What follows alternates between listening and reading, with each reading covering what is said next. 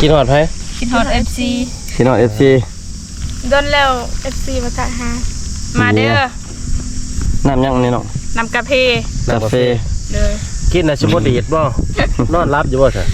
นอนรับสบายมาเด้อ FC ทุกคนมากินน้ำน้องๆเด้อเป็นได้น้องว่าอยากได้ยังมื้อนึงนี่น้องแซดน้องอยากได้ยังมื้อนึงน้องว่าอยากได้พัดลมอยากได้พัดลมอยู่เพื่อนบ่มีพัดลมบ่มีโอ้ใช่คือว่าจะได้พัดลมมันฮ้อนแห้งอันนั้นคือไอ้ถามว่า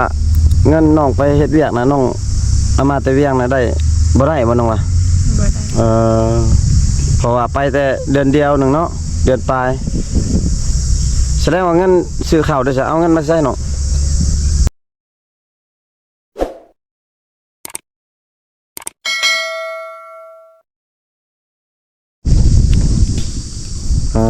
ตัวพี่น้องเว้ย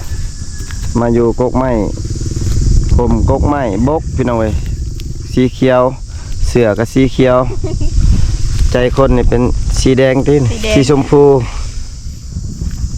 ตัวงามพี่น้องสบายดีน้องสบายดีตัวมานั่งถ่าน้องสาว7เนาะน้องสาว7ไปใช่เลยมือเฮือนเป็นมือเฮือนเพิ่นพี่น้องรอถ่าน้องสาว7เพิ่นพี่น้องฮ้อนอยู่บ่น้องฮ้อนเนาะสภาพแวดล้อมอยู่ในหมู่บ้านของน้องสาวแสดน้องสาว7พี่น้องเอ้ยโอ้น้องสาว7เพิ่นกำลังย่างมาน้อง7ปลายงมันระเดียน้องสาว7เพิ่นมาเลยพี่น้องเอ้ยสบายดีน้อง7สบายดีคืองามแท้บ่งามพิเศษมื้อนี้กินหอดไผกินฮอต FC กินหอด FC โดนแล้ว FC มาถ่ายหามาเด้อน้ำยังนี่เนาะน้ำกาแฟเลยกินน่ะสิบ่ดีดบ่นอนรับอยู่บ่ซะนอนรับสบาย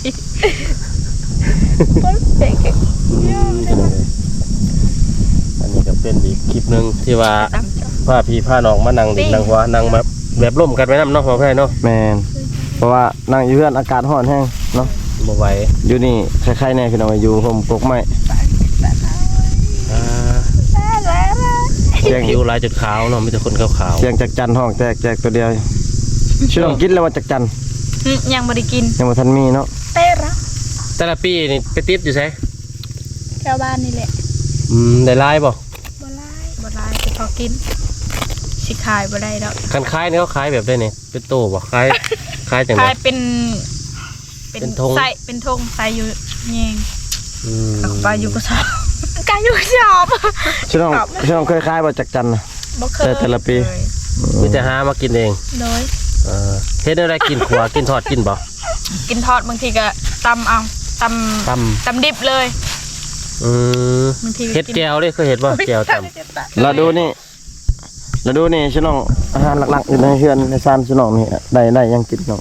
อาหารหลักกินตลอดที่ว่ากินตลอดกินคู่มื้อทุกมื้อนะฮะเขียดนะเขียดน้อยๆหั่นนะเขียดบางนาวบ่เขียดยังเขียดน้ำเต้าเขียดน้อยๆเหลืองอ่ะติเขียดขาครับแม่นเหลืองๆตัวน้อยๆภาษาจุ่มหนองวายยังก้นแกดแม่นกวดแกดแสดงว่าเขียดเนาะอาหารหลักเนาะคือช่วงก่อนๆน่ะแม่นอาหารหลักแม่นหน่อไม้วันนี้มาเปลี่ยนเป็นเขียดเลยป้าไปพาไปซอนปลาอยู่ปะต้อยเนาะ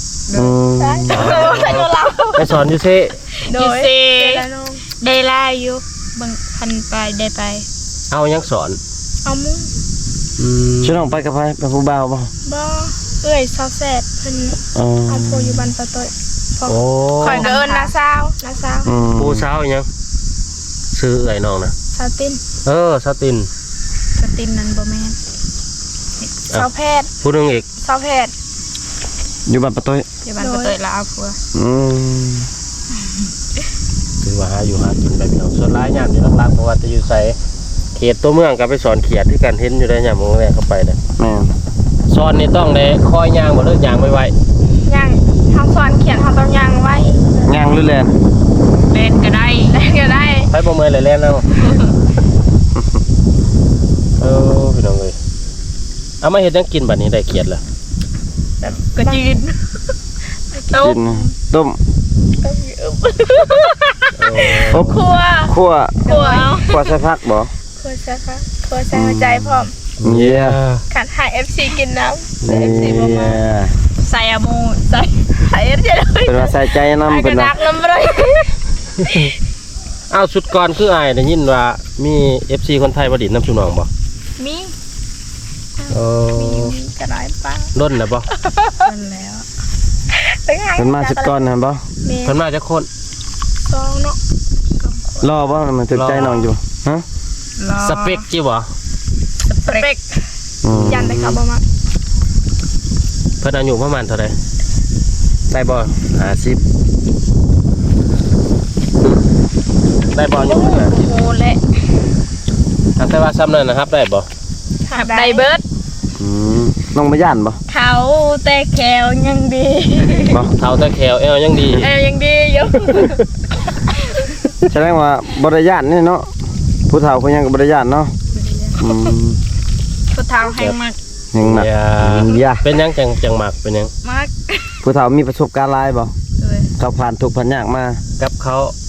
หักไผหักแท้ได้เขาว่าได้ผู้เฒ่าได้ แม่นบ่น้อง แมน น้องเจ็ดก็มักอยู่บ่ผู้เฒ่านะ มาก ผัวเขาได้สมัครอยู่บ่บ่มัก พวกเขาคือเป้าหมาย เอ้ย แบบคือสเปคชุบน้องนี่คือน้องว่าอายุบ่เกี่ยวได้เบิดแบบลักษณะพ่อห่างพ่อหมายนี่ได้บ่ พอห่างก็ได้พอมากก็ได้ ลูกติดได้ซะ ลูกติดเด้ฮะ ลูกติดกับปตินะลูกติดให้ดีมีลูกเลย ซุคันลูกติดนี่ซุว่าเอาเขาเจ้าไปนี่ให้ลูกมาอยู่นํบ่หรือว่าเอาแต่ผัว บอลลูกคันลูกอยากดูนำมักพอเขาเอาลูกนำ อ๋อแสดงว่าหักหมดเลย รักพอเขาต้องแพงลูกเขา อืมดีๆ แล้ว ๆ พี่น้องเอ้ยถือว่าน้องๆกับเปิดไฟเขียวได้เด้ แม่น บ่ตีบ่เลือกเพิ่นว่าขอแต่บ่แม่นผัวเขาเพิ่นว่าถ้าว่ามีเมียแล้วนี่บ่อยากวนปานใดเนาะ เขายันเมฆดา ๆผัวเขาบ่ญาติแต่ว่าเขาแต่ว่าชูนเอาปะกันแล้วนะเนาะเอาได้เนาะ เอาได้ พอห่าง เป็นพ่อห่างเป็นพ่อหมายก็แล้วแต่พี่น้องเอ้ยเพิ่นว่าถูก หนุ่มโสดชั้น10-40ขึ้นไป สมมุติว่ามี อย่า มีผู้บ่าวสูงวัยในตัวอย่างเพิ่นเฒ่าแห้งอะไรเพิ่นแบบว่าเพิ่นอยากแต่งเลยว่าเอาไปอยู่เฮือนซื่อๆเพิ่นเฮ็ดหยังบ่ได้ช่วยเวียกน้องบ่ได้นี่ก็เอาได้บ่ชูเพิ่นมีแต่เงินคำเพิ่นให้ได้เบิด ขอแต่เปเนาะ เพิ่นเปย์ให้ได้เบิดแต่ว่าเพิ่นบ่มีแห้งอยู่เรื่องเฮ็ดเวียกเฮ็ดงานช่วยนี่แหละเพิ่นว่ายอมนี่ เพิ่นอยากเอาไปแบบเฮ็ดอยู่เฮ็ดกินให้กินนี่นะเบิ่งแรงดูแลชีวิตนี่ก็ได้บ่ ดูแลเบิ่งแย่งเพิ่นได้บ่ ได้ ต้องพี่น้อยนะคือสิถูกใจบ่าวเฒ่าหลายๆคนอยู่พี่น้องเอ้ย คนมีอายุก็บ่ตีบ่เลือกพี่น้องเอ้ยได้เบิดขอแต่หักลูกหักเมียเนาะต้องเจ็ดต้องแสน คักไปเลยพี่น้องเอ้ยแสดงว่าเพิ่นเปิดให้บ่าวนุ่มบ่าวเฒ่า ปีงอน ลมได้พี่น้องเอ้ยเพิ่นเนาะ ไอ้ยับเข้ามาเลย ได้เบิดทุกเพศทุกวัยเนาะโหได้เบิดทุกอายุว่าสิซะ แม่น ครูแทน ดินของน้อง27บ่ทางหลังนี่ส่วนภายนอกทางหลัง ส่วนเขาเอางอด ต้นไม้นี่เด้ของชื่อน้องบ่กกไม้ใหญ่นี่ของชื่อน้องบ่หรือว่าของเขา ของสุน้องก็ใช่กูคือกัน เป็นของบ้าน นี่ดินสุน้องเด็ก อะไรดินน้องเบิดบ่นี่ โดย บ่จนฮอดเฮือน ตัวนี้ไง บ่ลายดินชื่อน้องเนาะ สมมุติเอาผัวนี่ให้ผัวตั้งเฮือนอยู่ไส มือใส่ก็ได้ สมมุติเพิ่นจะมาตั้งอยู่นี่ก็ได้บ่อยู่ดินน้องนี่ ได้ เขาเฒ่าปั้นให้อยู่ติ บ้านไทยดอกสาวเขา มาอยู่ไก่เขาแฮงดีเนาะพอได้เบิ่ง ตอนนี้เบิ่งนี่เขาเพราะว่าแบบน้องนี่บ่มีอาย อายุนำก็ดีเนาะ สมมุติว่าบ่มีอ้ายไผสิเลี้ยงแม่บัดนี้พ่อบัดนี้ แบบน้องอยู่มีอยู่น้องชายผู้นึงแต่ยังน้อย ส่วนหลายก็เข้าให้ผู้ชายบ่เลี้ยงพ่อเลี้ยงแม่ แม่แล้วคือแบบเฮาส่วนในส่วนบทนี้แบบผู้หญิงบ่ได้เลี้ยงแม่มีแต่ผู้ชายเลี้ยงแม่ ใช่อยู่นำพ่อนำแม่เนาะ โดย คันเป็นมุ่นมั่งนี่ผู้ชายได้กว่าหมู่แม่นบ่ แม่นผู้ชายได้เบิดผู้หญิงบ่มีสิทธิ์ อืม โอ้ผู้หญิงแหละไปหาเอาสางเอาทางหน้ากับผัว โดย พี่น้องเอ้ย บางคนอายบางคนก็แบบ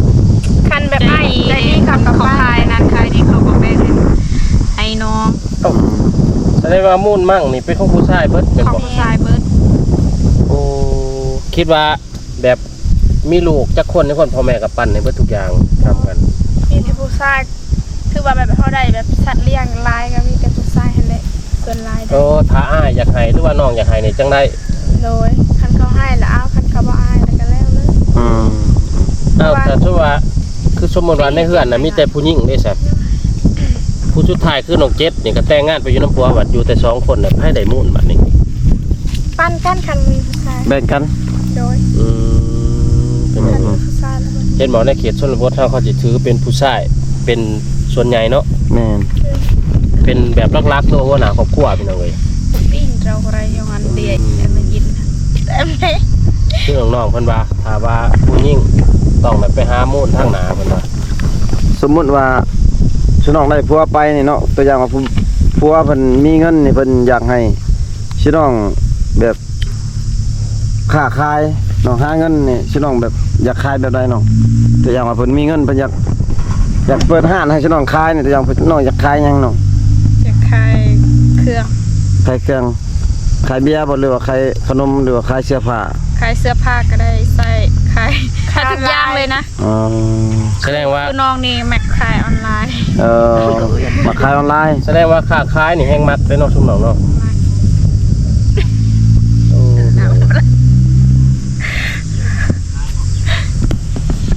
โอ้พี่น้องกินน้ำมั้งน้องเจ็ดนี่มันคือว่างาม ยาวโอ้ยแต่ก็ สิน้องสองคนนี่ผู้ใดงามกว่ากัน ขี้ไล่น้องชาวเศษทันงาม37ทันแหละงาม งามเบิดซองเนาะสรุปแล้วเนาะ บ่มีไผงามชุดใหม่นี่งามแต่งกับบางเทื่อก็คารองคนบ่มีคารองก็มีบ่เอาผัวไปบ่ได้คารองนะ มีบางคน2ล้านก็มี3ล้านก็มี4ก็มี อืม แต่เฮ็ดฟ้องนั่นไผสมมุติว่าเขามีเงิน5ล้านนี่เขามามอบให้เบิดเลยนี่ได้บ่แบบนั้นถ้าแบบมาคักกันนี่ เขามาทอกให้ตัวนั้นตัวนี้เอาเงินให้แล้ว ได้บ่ ได้เพราะว่าเฮามักลูกเขาได้ เออ แสดงว่าสำคัญนี่ต้องเฮ็ดให้ผู้หญิงมักเนาะบ่ไทยเนาะ แม่ สบายทุกอย่าง ไอ้มีอยู่200,000เนี่ยปงไม่ได้บ่ ได้ จับมือ400,000จับแขน4ล้าน ไอ้เหี้ย กันบ่จับก็บ่ได้เสียว่ะ เออ ยิ้มใส่ก็เสียได้ เหี้ยไอ้มีแต่200,000เดี๋ยวนี้สิปงให้ปงได้บ่ ปงได้ อืม ปงใจไว้ก่อน เงินตำลัง คือได้ยินว่าชุมน้องบ่ได้นอนนำกันน่ะบ่ได้นี่ เพราะว่าปลาแควนเอาพวนละเด็ก อืม ดาวผัวบ้านเด้ บ้านเดียวกันนี่แห อ ละ ยู่บ้านนี่ โอ้แล้วเขาไปอยู่น้ำเรา พูด เอา แบบอยู่ เพื่อนหลังนั้นนี่ซะ บ่มีใครปะเลยบ่มีใครอยู่ อ้าว ชุแนวนั้นบ่ คือปะเฮือนคือบ่เอาผัวมาอยู่เฮือนนี่ซะ บ่ได้เด็กคาร่ำนะแบบ เอาพ่อแม่เราบ่ได้อยู่บ่นั่นปะ มีแต่เราผู้เดียวมาอยู่ ไม่ปะ ได้แล้วว่ะ บ่มีตายไปเลย เสียบ่ เดียวแหละ ลูกก็บ่มี มีอยู่ลูกแต่เราอยู่น้ำน้อยู่น้ำอายกี่อายปะแสกกินเรากันนะสาวเตือกี่ปอดไงได้จีอายที่ตะดังกันงั้นกี่มาเตืองกัน แสดงว่าเพื่อนนั่นกับป้าทิมซื่อๆบ่ แม่คำนี้อยู่ เออ มาเตือนกันไงอ่ะ คันเฮาอยู่เพื่อนนั่นแล้วเนาะบ่ไทยเนาะสบายเนาะ ลูก แต่เขาเจ้าว่าคลำเขาเจ้า อยู่บ่ได้ ไม่ได้แบบมีอยู่ลูกเราแต่ลูกเราเอาพวกละกาเมื่อเป็นแม่ห้าง แต่ว่าบ่ได้อยู่เฮือนนั้นเรายานได้อยู่ผู้เดียว เราไปอยู่เพื่อน บางมือเขาก็ อาย เขาได้ยินเสียงคนเนาะ ก็แน่นอนจักคนจักหยังได้อยู่อยู่ เสียง หั่น ผี ผู้เบา ว่าไปลิ้น เสียงคนนั่นแหละอ๋อจ้ะเป็น พ่อ พี่ นาพี่นะ พี่นะแบบสู้น้องไม่ได้นอนแล้วเขาได้ยินเสียงแซวๆ ผู้เบาไปลิ้น เขา นั่น ขึ้นไปเบิ้งแล้วบ่เห็นคน เขาได้ยินน่ะเสียงคนแต่ว่าขึ้นบ่เห็นคน อืม บางมือเขาเห็นเกือบไปเขาไว้อยู่ ก็แปะบางทีกูคนบ่ตั้งเฮ็ดบาง บ่ ที นะ พี่มันสิเฮ็ดได้เอาเกิบไปปะ ตั้งอยู่ เขาคนเพื่อนนี่กันถ้าบ่อยู่ล่ะมีแนว เขา มาอ พัน ยู่โล หัน ด อายคอยผู้เสียหัน ยัง เรายังอยู่เฮือนนั่นแล้วอ่ะ ระบาดเรา คอยอยู่ผู้เดียว บ่มี บ่มีคนเลยมีแต่ผู้เดียว อืม จักกี้แล้วมีทางมีหยังเกิดชุมน้องไปอยู่แล้วใครแน่แม่นบ่ ขนาดสู้น้อง บ่ไปใช้เนาะ นอนเข้ากับ แสดงว่ามีเจ้าถิ่นอยู่ เนี่ย ขนา เจ้า ด ถิ่นเจ้าทานอยู่เนาะ แต่ญาติ เรายังอยู่ ป้าให้เล่าช้าเหือดหลังนั้นเพราะว่ามีไผกาอยู่ น้องบางมือก็ไปอาบน้ำเบิ่งอยู่หัน ยานแน่ ย่านอยู่เนาะ ยาน จักปีแหละช่วงน้องบ่ได้นอนอยู่ฮะจักเดือนน่ะ บ่ฮอดปี ได้บ่3เดือน2-3เดือน 2 เดือนที่บ่ตอนน้องอยู่เวียงหั่นน่ะ ผัวเล่าน่ะเป็นอ้ายของน้องบ่ เขาแซดเอิ้นลุง ลุง ลูกอ้ายพ่อบ่น้องพ่อบ่ หลังจากที่ว่าเราเชียร์เราอยู่คนเดียวบัดเอาผัวแล้วก็ปะเฮือนเลย นี่อยู่ลูกหลานแต่บ่แม่นลูกหลานแท้ๆเด้ บ้านนี้อยู่ใช้สันเทือนชาวโสดชุ่มน้องบ่ได้นอนนำกันมีบ่บ่ พุ่นเด้ ฝากทางผม นี่เด้เฮือนตนเป็นเฮือนชาวสิดาเด้ ไปทางนั้น มีทั้งแม่ห้าง2 คน นอนนำกันฮะ แต่น้องบ่ได้นอนผู้เดียว ย่ามกลางคืนเขาก็สิอาบน้ำแล้วเขามาต่ำโอ้เขามานอนอยู่หั่นได้เนาะบ่นอนเป็นห้องนอนชาวโสดพี่น้องเอ้ยลมไปแล้วก็กินไปนำพี่น้องอาการฮอด ฮ้อนอยู่บ่น้องนะ ระวังเลย ฮ้อนเนาะ เพิ่นไปใส่ กินน้ำเย็นๆนี่มีแห้งเพิ่นว่าโดนแล้วบ่ได้มาเยี่ยมมายามน้องทั้งสองเพิ่นพี่น้อง ได้แล้ว3-4เดือนเนาะ น้องบ่ได้กลับนึงบ่ตะเวียงนะน้องบ่ได้เมื่อนึงบ่เวียงนะ ยาเลยบ่ เบิ่งวิทย์ปีใหม่นี่บางทีก็กลับอีก เห็นบ่โกยเพิ่นก็ประจำอยู่พุ่นเลย บ่โกย อือ แพงเงินเดือน ไปอยู่พุ่นเลยนะ อยู่ไทย แม่นก็แพงกว่าค่าแรงงานอยู่แถวบ้านเฮาบ้านเพิ่นมันเงินแพง คือได้ยิน FC เพิ่นไลฟ์ถามแล้วก็บ่มีคนยังมาเฮ็ดงานอยู่ไทยว่าหลายอยู่เด้งานว่างในช่วงนี้เด้เพิ่นก็ถามอยู่ว่าอยากไปบ่ สวยคือไปพาเมียไปนั่น ช่วยค่าเวียกวันนี้แหละหาถ่ายคลิปนี่แหละช่วย ถ้าชุมายไปเฮ็ดเวียกก็บ่ได้หยอกผู้สาว ท่านชุน้องในสมมุติว่ามี FC เพิ่นอยากพาชุน้องไปเพิ่นเฮ็ดพาสปอร์ตให้กันเอกสารในการเดินทางให้ เบิดนะ ชุน้องไปบ่คันชุน้องเพิ่นพา แบบมีเอ่ยมีน้องไปนำ เอาบ่ไปบ่น้อง บ่แม่นไปแต่น้องชุน้องเลย ไปบ่ ไฟ น้องอาเสร็จไปเนาะ ไป แต่น้องสาว อยากเห็น บอลเจริญเนาะ น้องสาวเจ็ดเนี่ยบ่อยากไปย้อนหยังน้องบ่อยากไปน้องสมมุติว่า เพราะว่ามีคนเห็นเวียกอยู่เพื่อน กี่นี่ อย่าอาย อ้าวมาน้องเอาผัวได้ไผสิเฮ็ดซั่นบัด น้องกับบ่มีคือกันนะ แต่ว่าอยากไป เอา เนาะ พวกนี้แบบว่าคือแบบจำเป็นหา เขาละเลย ต้องเห็นอย่าง น้อ อื่ ง น สิไปใส่เขาก็ให้ไป น้องคิดแบบนี้คันตายมาได้บ่ได้เฮ็ดเมืองใหญ่ อยากไปเห็นบอลเจริญ อยากไปวันเจริญแล้วก็ยันตายไปก่อนยังบ่ได้ไปลิ้นไปหัวเนาะ บางทีก็เอาพวกก็บ่ได้ไปเลย ก็คือคิดก่อนคือน้องว่าแล้วเนาะจะได้ผัวยันสงครามมาฮอดลาวเนาะคือคิดก่อนน้องว่านะพี่น้องเอ้ย อ้าวเขาชุมว่าคือน้องอย่าไปเที่ยวจังซี่คันมี FC เพิ่นออกค่ารถค่าล่างให้แหละให้ไปเที่ยวน้องสิไปบ่ บ่กล้าไป บ่คันแบบมีชุมายไปนำนะ ไป ช่วงนั้นเพิ่นพาทีมงานไปนำเพิ่นให้ไปนี่ไป ชุ บ่ มายมีบ่าวเทินมาบ่าวผู้ไทยแล้วก็อ้ายนี่ไปเพิ่นออกค่า มี เดิน ยู ทาง เอฟ ทางให้ ซีทำปลาคันพาไปเที่ยวกับทีมงานในสุนองไปบอกว่าสุนองกับบอกว่าบอก ย่านเนาะน้องเนาะ ย่านทำเคย ไปกับทีมงานบ่ญาติสิญาติเฮ็ดหยัง แต่น้องอาแซ่บว่าบ่ย่านเนาะ เมืองเดียวกันเมืองเดียวกันมันเด้ ดีแท้ กับ นี่ จุอายสิญาติที่หยังเนาะ แม่ ดีแท้นี่ไปเฮ็ดเวียกอยู่ไทยบ่ได้ว่าเรื่องเฮ็ดเวียกจังได๋เงินหลายเนาะบ่าวไทยเนาะ แม่ เดือนหนึงนั่นนี่คือว่าประมาณ10,000กว่าแล้วบ่จักก็เป็นเงินลาวก็6-7 ล้านนี่เด้ แม่ล่ะ อันนี้คือน้องไปเฮ็ดนี่3 ล้าน4 ล้านนี่ก็สิได้อยู่5-6,000กันใจายว่ากินอยู่ครับบ่อยากกินบ่อยากอุ้มนะพี่น้องเอ้ย คือข้าวน้ำซับปลานี่สุน้องอยู่ในเฮือนสุน้องยังซื้อบ่เดี๋ยวนี้ซื้อบ่หรือว่าเขาเปลือกยังบ่เขาให้ ซื้อจุรอง ฮะ ซื้อไปเฮ็ดไปรับจ้าง จินกราโรนึงนั่นเป็นกุญแจนี่ค่ะ โอ้ แสดงว่าเขานี่ยังซื้อเนาะ พูดจินกราโรนึง จักคนสันอยู่เพื่อนน้องแสดแต่นี่ 47 ยังจักคน3คน4คน ปรับรู้จิกู ประมาณ 5 5 คน ประมาณนั้นละ เพื่อนน้องเกดก็ยังหลายคนคือเก่า แม่น เพิ่น27 คือน้องไปเฮ็ดเวียกอยู่อย่างน่ะน้องเอาเงินมาจากแชนจากอันน่ะคือไอ้ถามว่าเงินน้องไปเฮ็ดเวียกน่ะน้องเอามาแต่เวียงน่ะได้บ่ได้บ่น้องวะ บ่ได้ เพราะว่าไปแต่เดือนเดียวหนึงเนาะเดือนปลายแสดงว่าเงินซื้อข้าวได้ซะเอาเงินมาใช้น้อง เจอคนใจดีเขาซื้อให้ มี FC บ่แม่น บ่แม่น FC บ่แม่น คนหูจัก เขานั่นนะเขาสงสารเด้น้องบ่ได้กินข้าวเขาก็ว่าเป็นหยังคือบ่กินข้าวน้องว่าบ่มีเงิน อ๋อ แล้วเขาซื้อให้กิน เราซื้อให้กิน เขาซื้อให้เขาวเปียกยังดีที่ได้เจอคนใจดี อยู่เวียงหั่นบ่ ตอนน้องเมื่อเด้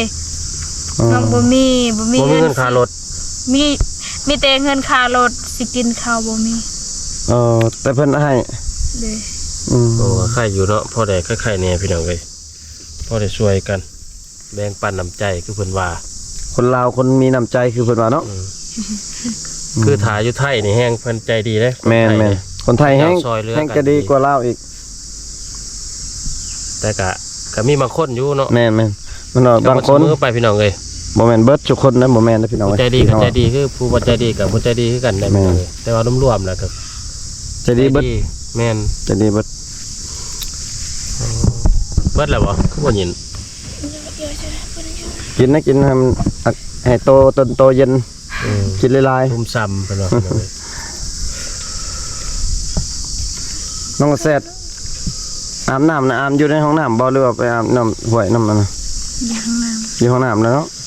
เอาแล้วว่าประตูห้องน้ำน้องน่ะ ำยัง ยังบ่ได้เฮ็ดเลยเนาะ ยังบ่ได้เฮ็ด เขาก็ยังบ่ได้ ยังแต่ประตูน่ะบ่ คือว่าสังกะสียังเหลืออยู่เราบ่เฮ็ดเลยบ่อ้ายบ่เฮ็ดเลย อายบ่ได้เฮ็ด คือน้องเกดนี่แหละว่าทุกอย่างเลยเนาะสบายบัดนี้พี่น้องเอ้ย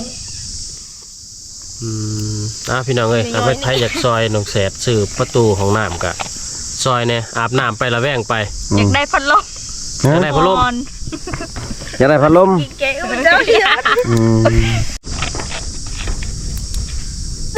ว แต่ยัง เอาบ่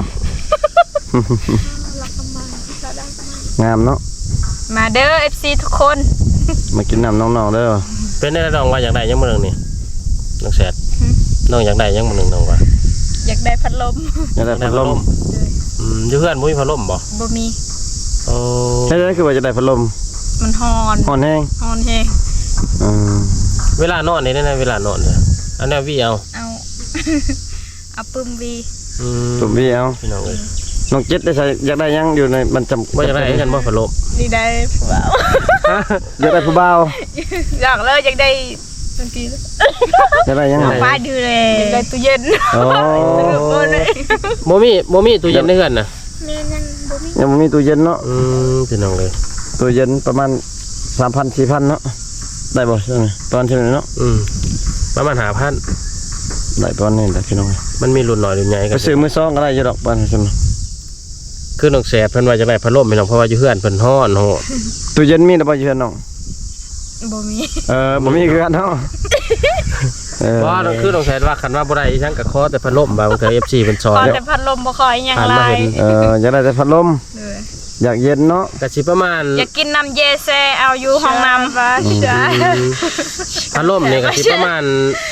700พี่น้องเอ้ยหรือ1,000 แม่น แต่ว่าตัวคักๆเนี่ย สูงสุดมัน1,000 ตู้เย็นนี่ก็สิประมาณ 5,000 บาทส่งถึงที่พี่น้องเอ้ยพี่น้องเอ้ยกันว่าแนวใดก็ฝากสนับสนุนหรือว่าซื้อให้น้องแน่ แม่น ถ้าผู้ใหญ่ใจดีเพิ่นผ่านมาเห็นคลิปนี่ก็ซื้อพัดลมหรือว่าตู้เย็นให้น้องแน่น้องๆเพิ่นก็ เห็นใจ นอนหอนหลายจะได้คนโสดบ่ เห็นใจคนโสดคือน้องแน่ เพราะว่านอนกลางคืนร้อนบ่ร้อนแห้งเนาะ ฮ้อนแฮงส น้องเกดได้บ่ฮอด ชิน้องนอนร้อนๆยามร้อนนี่เคยบ่มีบางครั้งแก้เสือนอน โอ้ย เคยแก้ส่งนอนบ่ล่ะชิน้องใส่สิ้นบ่ได้ใส่ส่ง ได้สงยามแบบนี้บ่ ใส่ส่งยาว ชมคัก อ๋อ โอ้ผิว คือผู้ชายนี่สบายได้อผู้ชายเลยร้อนนี่แก้เสื้อแก้ส่งใส่ส่งน้อยแล้วคือชิน้องนี่บ่ได้เนาะเพราะว่า พี่ที่เห็นนี่บ่บ่ บ่ได้ผิดที่แต่บาง ยังไงเขา ง บอก ยัน บางทีผู้บ่าวขึ้นเฮาบ่ฮู้เฮาก็ เอ อ คันเฮาล็อกประตูไว้ใครแน่ ผู้บ่าวนี่ดึงขึ้นมาแล้วนะเขาบ่ได้โทรหาบ่ได้หยังเนาะ บ่คัน เขาขึ้นเลย ผู้ดีไปเจอบ่อันนั้นหั่นนุ่งเครื่องโอ้ตายโล เจอน้ำบ่น้ำสางไปแม่นเนาะ เพราะว่าคันเฮาแบบห้องเฮามันมีล็อกก็สบายเขาเคาะ ครับ คัน ขอ เฮา เนาะบรรยา คัน กาศ เฮาสิจักลมน้ำเข้าเฮาก็เปิด บ่อยากร่มกับปิดไฟมาอยากนอนแล้วก็แล้วเนาะ ส่วนหลายอันเฮือนอยู่ในเขตชนบทนี่ห้องสาวๆนี่ส่วนหลายบ่มีล็อกเนาะ บ่มีคืนนอน อืม เขา คืน แล้วก็ เสา7นี่ใครแน่ แล้วมีประตูทางหน้าเนาะ แสดงขึ้นมานี่ก็เข้าห้องรถ